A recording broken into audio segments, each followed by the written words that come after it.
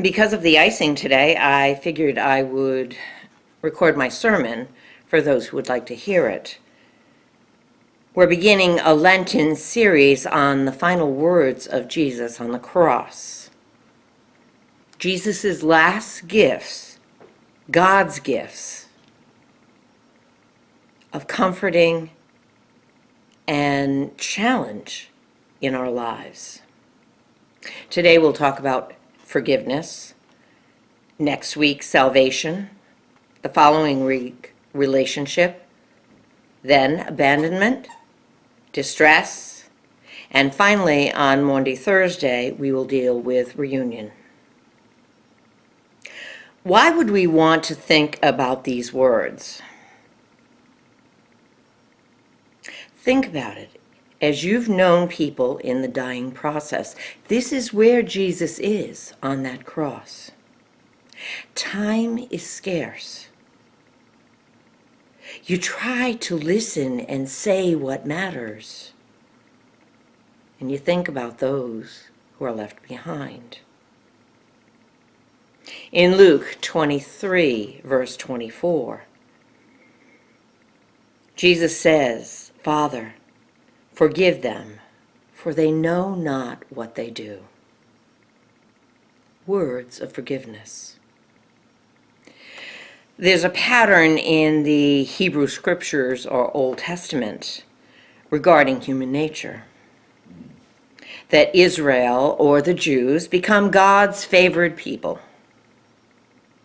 They do what's right, but then over time, they take God for granted and turn away. They make golden calves.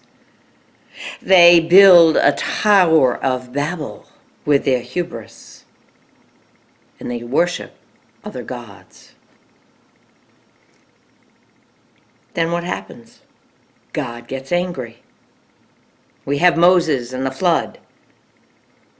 In Isaiah, the Jews are exiled into Babylon. The final piece in that pattern is Israel repents. Now, repent literally means to turn back. This went on and on throughout the Hebrew Scriptures. God's favor is shown, people turn away, God gets angry, and then they repent. And I think over time that it was realized that we would never get it right. So God sent Jesus to share our humanity, to teach us how to relate to one another and to God, and to serve as an example of true humility and grace, even to the cross. Can you imagine hearing this as a loved one was dying? I forgive you. It's all encompassing. Forgiveness opens the door for love to flow. And forgiveness heals and liberates.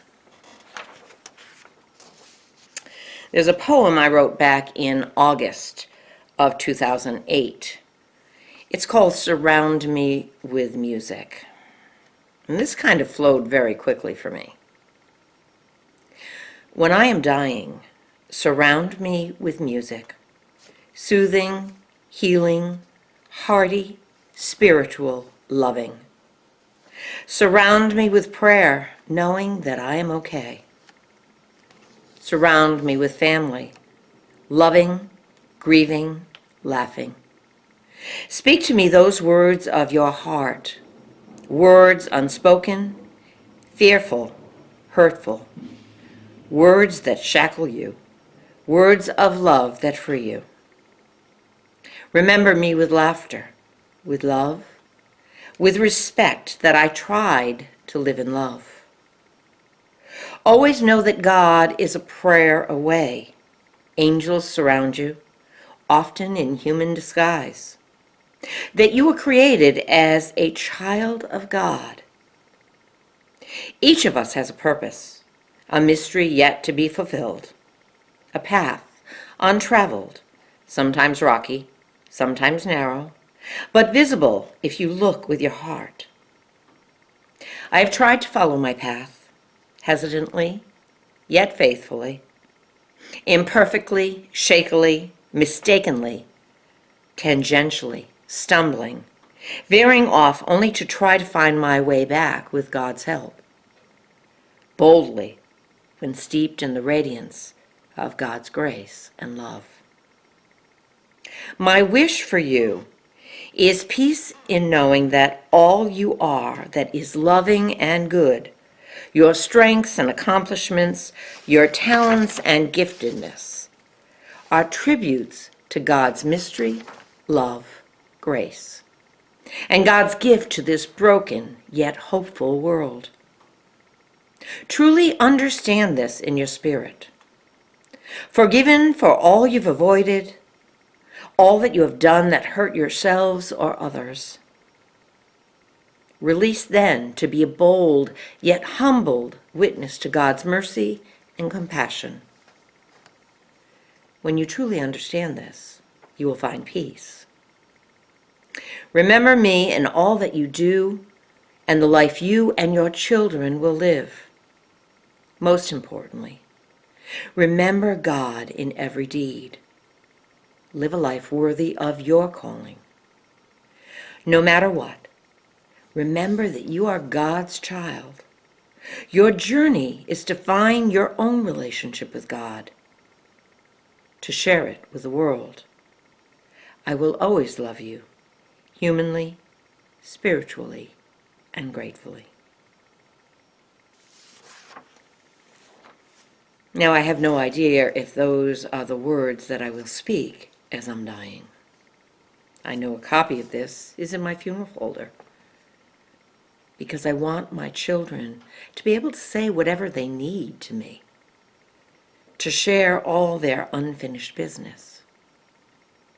I think that's what Jesus wanted. And the first thing he talked about was forgiveness. Because with that forgiveness, it opens the door for us to repent, to heal, and to find freedom. Forgiveness is not permission to live unconditionally or unintentionally, automatically, without thought, care, or kindness. In Luke chapter 12, verses 48, it is written, "From everyone to whom much has been given, much will be required." We as disciples need to bring God's love to the world. So during this Lent, I would suggest that you journal every evening. We have it as a bulletin insert, so you'll have this information. And it deals with leading an intentional life. Now, you may want to answer 3 questions each evening. They can be as brief or as detailed as you want. I've done them, and pretty much it's been fairly brief. The first question: have I brought God's presence into the world today, and how?